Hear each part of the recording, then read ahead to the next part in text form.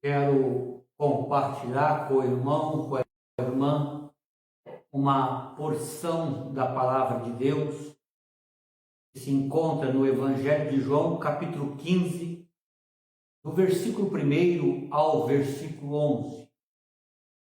Estarei lendo esse texto. Eu sou a videira verdadeira e meu pai é o agricultor.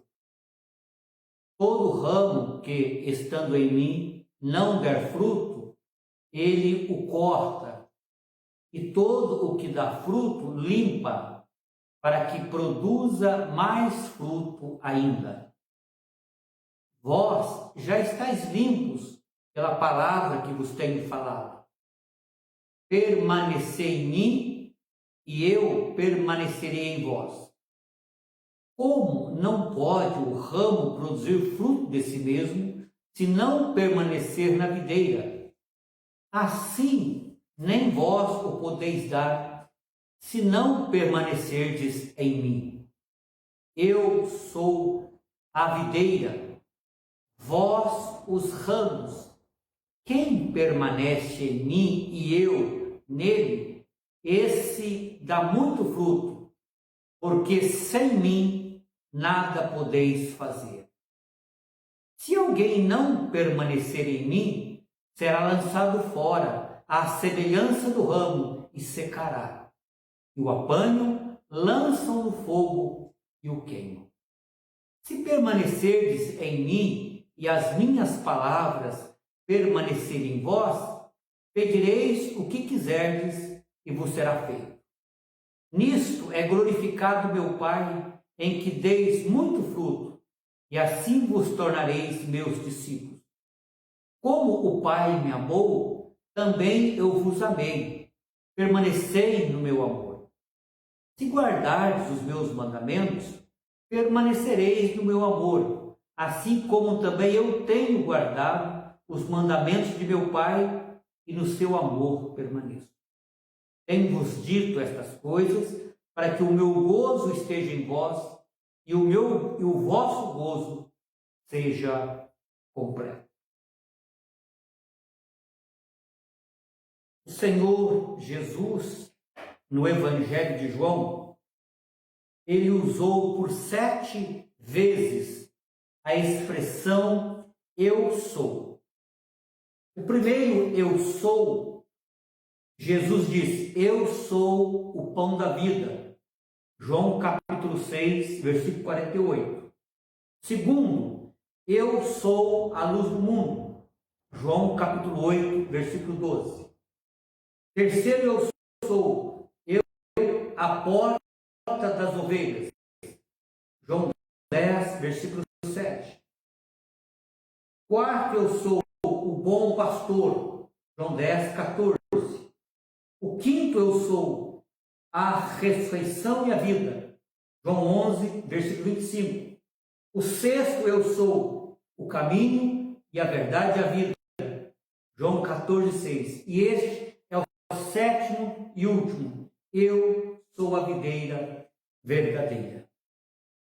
Observe no texto que a expressão fruto está no singular e não no plural. Versículo 2, Jesus diz, todo ramo que estando em mim não der fruto, ele o corta, e todo que dá fruto, limpa, para que produza mais fruto ainda. E os demais versículos, sempre a expressão fruto no singular, e nunca no plural. Primeiramente, eu quero pensar com o irmão e a irmã, em primeiro lugar, nós temos que definir qual é o assunto do texto, ou seja, o que realmente Jesus está falando, o que Jesus pretendeu naquela ocasião e pretende ensinar a nós hoje, igreja. O assunto do texto, Jesus diz, eu sou a videira verdadeira. O meu pai é o agricultor, vós os ramos. Jesus é a videira, o Deus Pai é o agricultor e nós, igreja, somos os ramos. Com estas afirmações claras de Jesus, chegamos então à seguinte conclusão sobre o assunto do texto. Jesus não está falando de forma alguma sobre a doutrina bíblica da salvação, e sim a doutrina bíblica da frutificação. Ou seja, Jesus está nos ensinando sobre frutificação e não sobre salvação. Jesus não está nos ensinando como ser salvo, e sim como deve ser a nossa vida de salvo. Não é como ser igreja, mas sim viver como igreja. E o viver normal, comum de uma igreja é um viver frutificando. O Senhor Jesus espera fruto das nossas vidas, fruto de nós que somos salvos, fruto da sua igreja. No Evangelho de Mateus, no capítulo 21, nós temos ali a parábola da figueira. Jesus, ele procurou fruto em uma figueira, diz o texto, cedo de manhã, ao voltar para a cidade, teve fome. E, vendo uma figueira à beira do caminho, aproximou-se dela, e não tendo achado senão folhas, disse-lhe: nunca mais nasça fruto de ti. E a figueira secou imediatamente. Ou seja, Jesus esperava encontrar algum fruto naquela figueira. Irmão, aquela figueira não é simplesmente uma árvore. Ela simbolizava a nação de Israel. A nação de Israel no Antigo Testamento é chamado de figueira.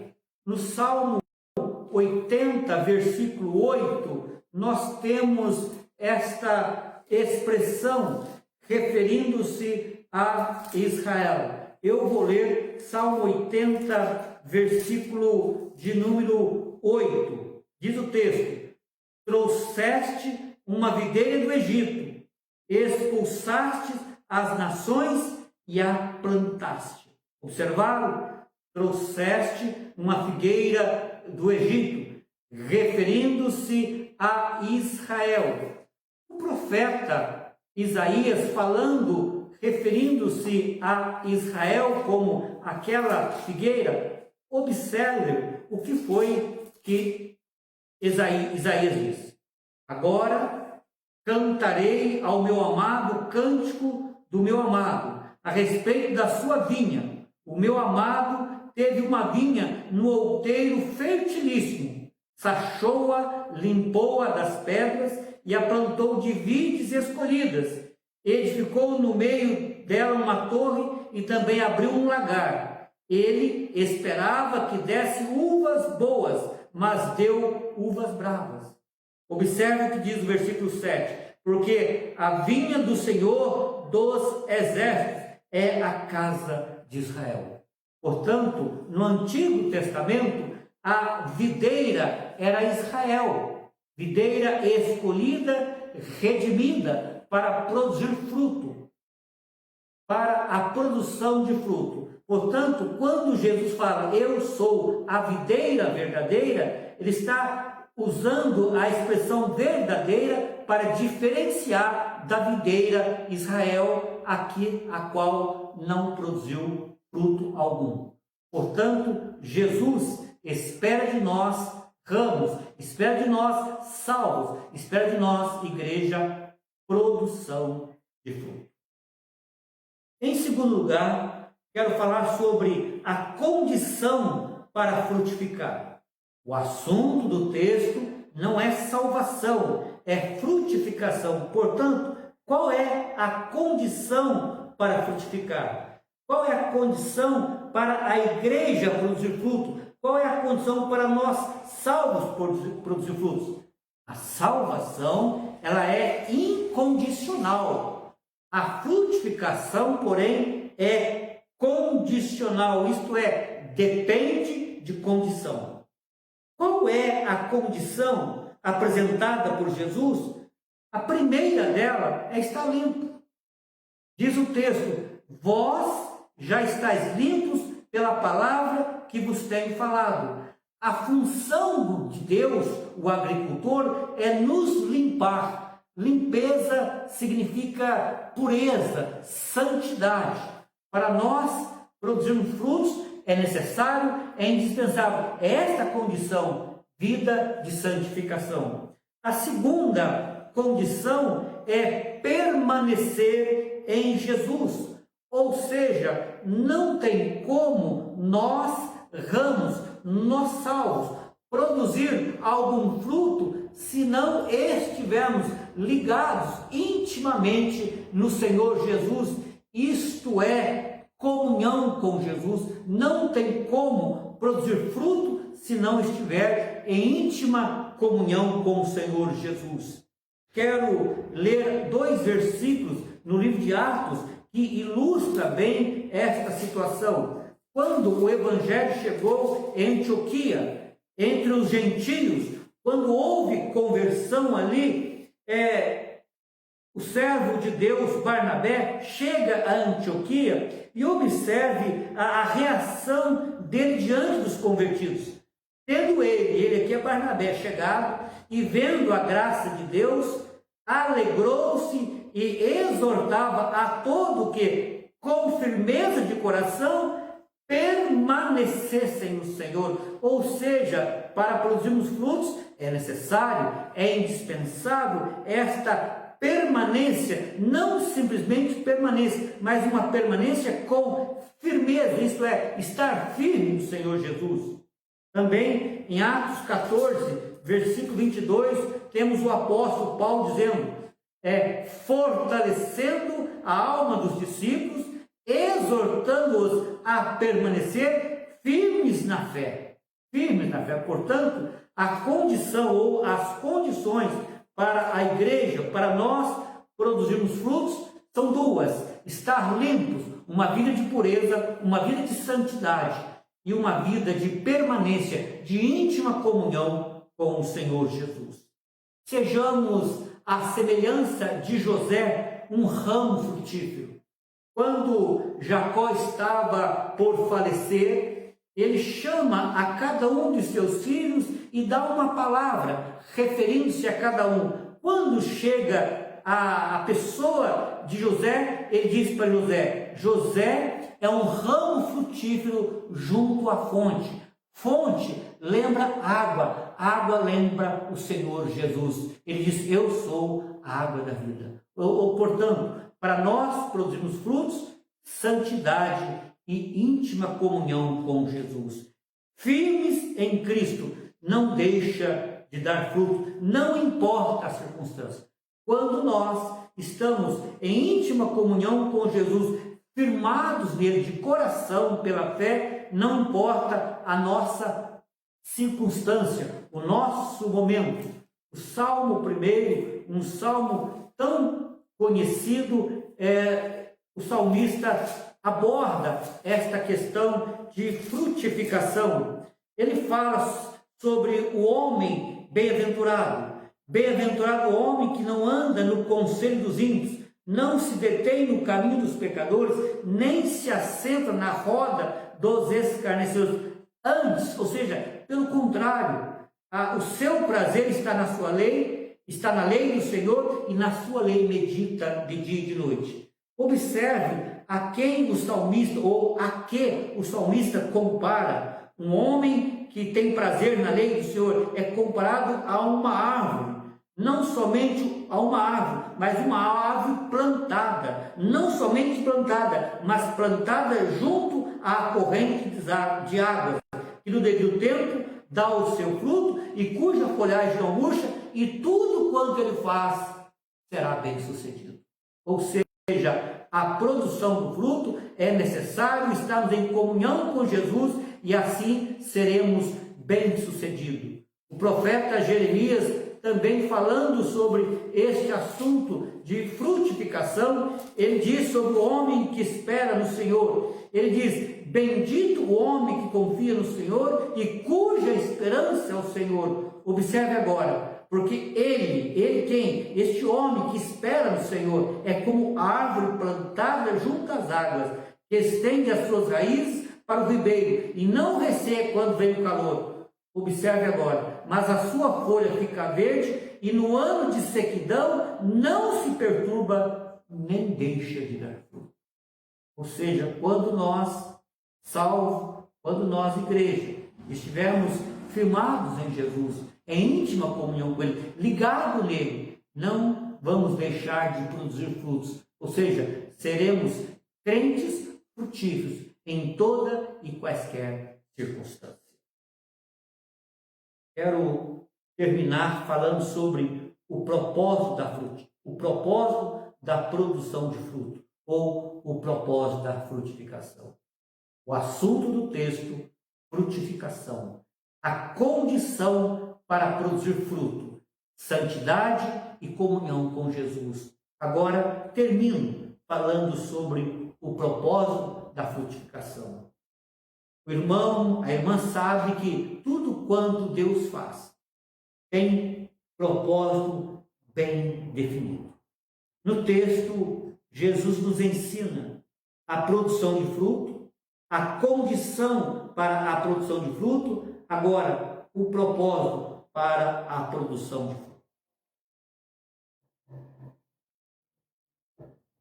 O propósito é duplo. Observe o versículo, Evangelho de João, capítulo 15, que nós estamos vendo.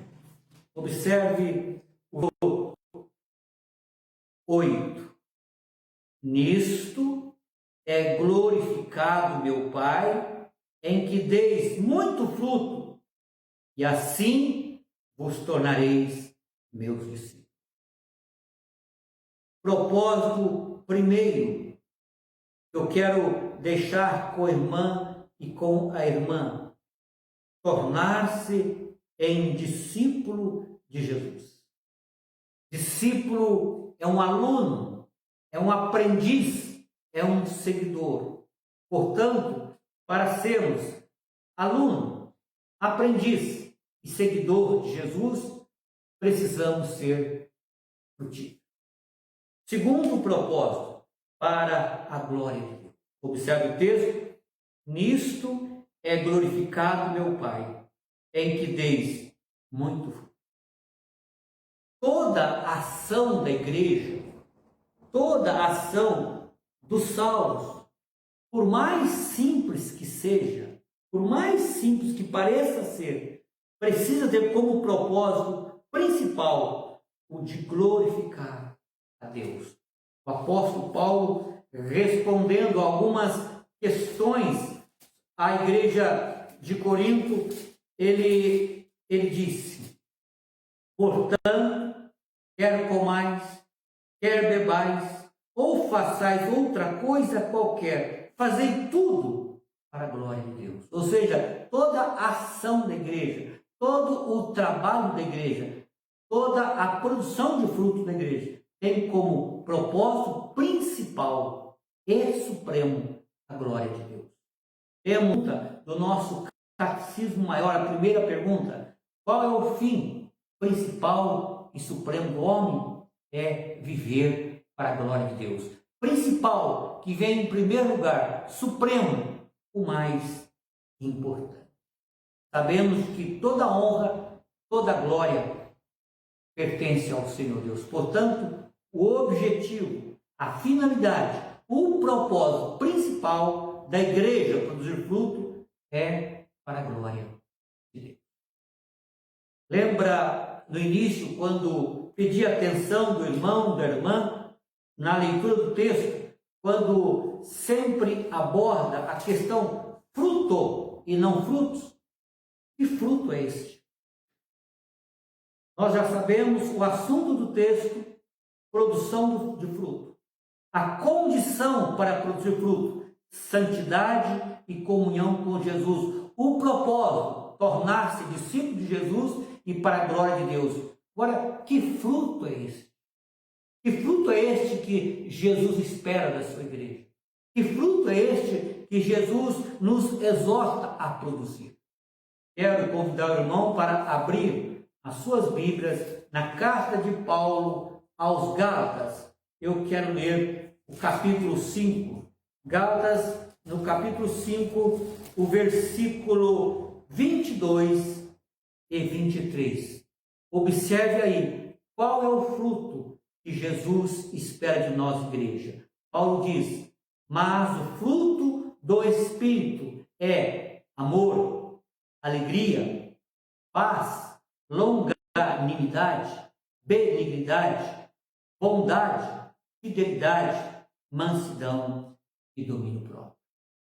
O fruto que Jesus espera da igreja é o fruto do Espírito. Que Deus abençoe a sua vida. Vamos orar. Queremos, ó Deus, agradecer por esta porção bíblica e agradecer ao Pai porque fazemos parte do teu povo, da tua igreja. Que o Espírito Santo possa despertar em nós um sentimento muito forte de querer viver uma vida frutífera para o nosso bem, para o bem da nossa igreja e para a glória e honra do teu nome. E possamos entender, Pai, que o Senhor espera de nós o fruto do Espírito. Abençoa muito a nossa igreja, a Igreja Presbiteriana de Lorena, nesses dias que estão passando. Dê-nos sempre a tua direção, a sabedoria para que possamos tomar decisões de acordo com a tua vontade. E abençoa a nossa nação, Pai. Que esta situação, esse quadro, possa ser mudado, possa ser revertido o quanto antes, para que o quanto antes possamos voltar a reunirmos para tributar, para ofertar ao Senhor culto de adoração, de louvor e de gratidão. Pedimos isto agradecidos no nome de Jesus. Amém, Senhor.